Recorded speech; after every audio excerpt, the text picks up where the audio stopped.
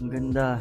So finally, dumating na yung order natin from Nike. At guys, ito nga pala yung shirt ni Alex Eala. What was it like designing a kit with Nike that included the national flower of the Philippines? That's so cool. That was actually a surprise for me. My agent sent me over the presentation of this Sampaguita project that Nike had made. It was like 2 nights before my match at Wimbledon. It was so beautiful. Like the message behind it was great. I felt that it fit me so much. And I was so lucky that I got to play on center.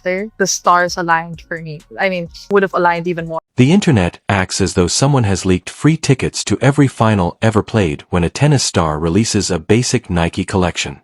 Within hours, everything is gone, servers are crying, fans are refreshing like it's a full-time job, and then Nike shows up with a luxury surprise that nobody saw coming.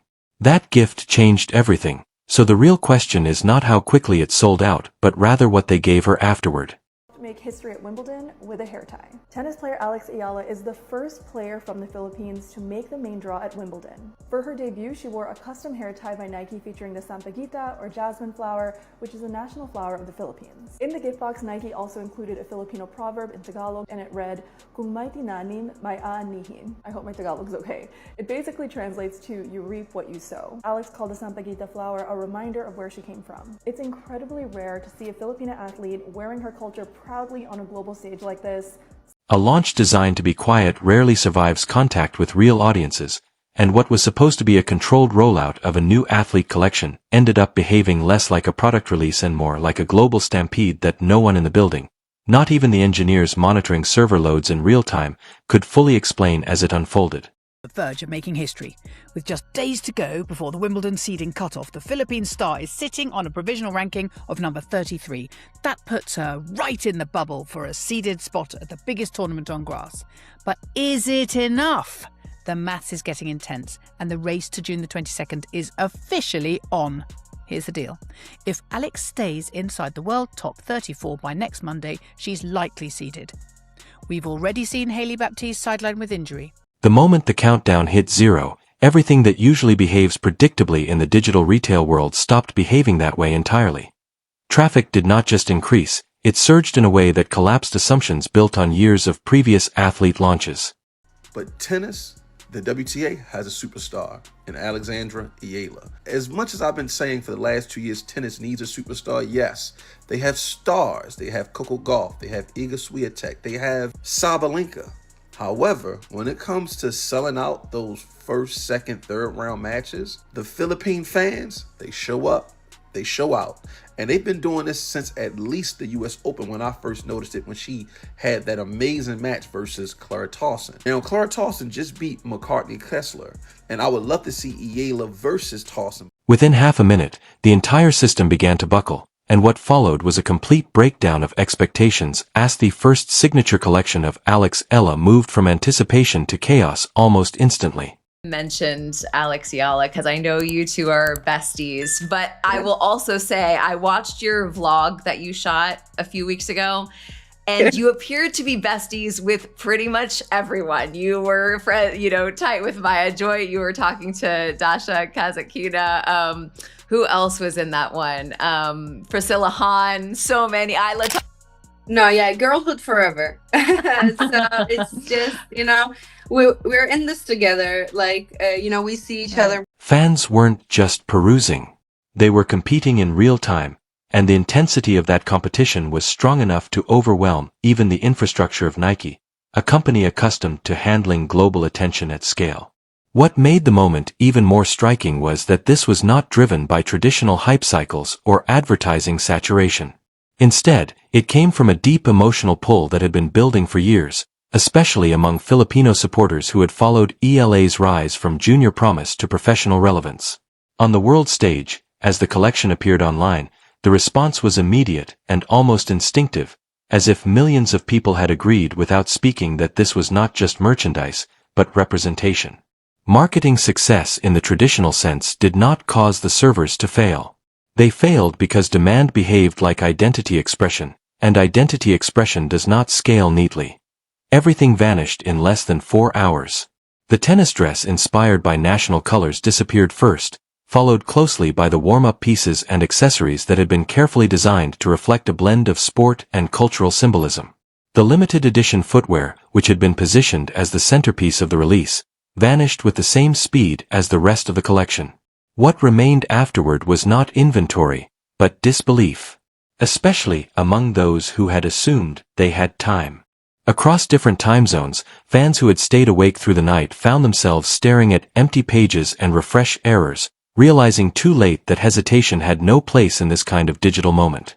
It's been rehearsed, of course, for a little bit later on, and we cannot wait. Alex's moment. This is going to be Alex's moment. Well done, A well little done. bit later. Can we talk about just Gordon for a second? Oh, I mean, what do you guys call him? Fucking wanker, right? Or whatever. He's wearing that new. He's all dressed up and ready to go. Maybe I was wrong. Maybe it was me that was wrong. I prejudged this tournament because so far, games have been decent. We've seen some decent goals. And Alex Eala is out here on day one calling people full kick wankers. I mean, what more could you... The reaction inside Nike itself carried a different kind of tension, one shaped less by excitement and more by surprise at the scale of engagement. Executives and analysts reviewing early data could see immediately that the performance did not fit standard forecasting models. Even in comparison to major athlete launches involving globally recognized figures, the velocity of sales stood out. In internal discussions, the language shifted quickly from success to anomaly, because what was unfolding could not be neatly categorized within normal commercial expectations. It was not just strong demand, it was concentrated, emotional, and geographically widespread in a way that suggested something deeper than typical consumer behavior. A significant part of that depth came from the global Filipino community, which responded with remarkable coordination, despite having no formal coordination at all. Orders flowed in from Manila and Cebu, starting long before the release day. Earlier collaborations and small design gestures had already introduced recurring motifs inspired by the Philippines' national flower, which gradually became associated with Eala's identity on court. That symbol evolved into something larger than design language. It became a narrative device that tied performance, heritage, and personal growth together. Her total jumps to 1,470 points, making her almost untouchable. But don't exhale yet. There are 4 danger zone players breathing down her neck. Ostapenko is the biggest threat. One win in Nottingham could nudge her ahead. Then there's Raducanu and By the time the signature collection arrived, the audience was not just buying products, they were buying into a story that had been written in pieces over several seasons of competition and visibility. Inside the collection, every item carried layers of meaning that went beyond aesthetics.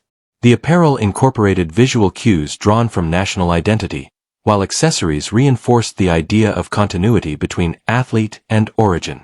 The footwear, however, carried the most symbolic weight, combining personal signature elements with national iconography in a way that merged individual achievement with collective pride. This blending of identity and performance is part of what elevated the launch from a commercial event into a cultural moment, because it allowed fans to see themselves reflected in something globally visible. Yet even as the numbers broke internal expectations, the emotional story behind the launch was already shifting elsewhere, away from servers and sales graphs and toward a quieter moment taking place thousands of miles away. The following morning in London, Eala experienced a very different kind of response to the same event. While the world processed sellout reports and social media reactions, she was met not with data but with a physical delivery, a carefully prepared package that stood apart from anything associated with standard commercial success. With Alex, we're very close. Like it's not like we're just friends just in tennis. Like we're friends like even outside of tennis. Like we talk a lot. We try to spend some time together, which is not very easy. But yeah, we met in, I would say, 2021, around that, and since then, like, we're very good friends. And I love to be friends with all of them because, like, it's just like the struggles that we go through and the... What arrived was not simply a congratulatory gesture, but something far more intentional in its design and presentation. Inside the package was a luxury crafted piece that reflected both personal recognition and symbolic storytelling, centered around the same floral motif that had come to define her public image. The item itself, a finely detailed necklace, shaped with precision, carried the visual language of her journey in a form that could be worn, not just remembered. Alongside, it was a handwritten note that tied the entire narrative together, referencing growth, patience, and the idea that development is not sudden but cultivated over time. The tone of the message mattered as much as the object itself because it reframed the entire launch from a commercial milestone into something closer to personal validation. That early stage of her journey, once viewed as simply developmental, now appeared in retrospect as the foundation for everything that followed. As she processed the moment, the contrast between public scale and private meaning became striking. On one side, there were global sales figures, server failures, and industry-wide commentary about unprecedented demand. And then, the number one, Carlos Alcaraz was at like 28,000. The women's number one, Sabalenka, I think was around 9,000. I mean, Eala's numbers were blowing them out of the water. Like, the popularity she had was not even close to anyone else. No one could match her. She was doubling second place Novak Djokovic, who's won 24 Grand Slam titles. But he can't catch Alex Eala in this category. She's already top of the chart in this way of looking at the sport. So I thought that was really... On the other side, there was a single object resting quietly on a table, carrying a message that reduced all that noise into something personal and grounding. The emotional weight of that contrast is what made the gesture resonate so strongly, because it shifted attention away from performance metrics and back toward origin, effort, and identity.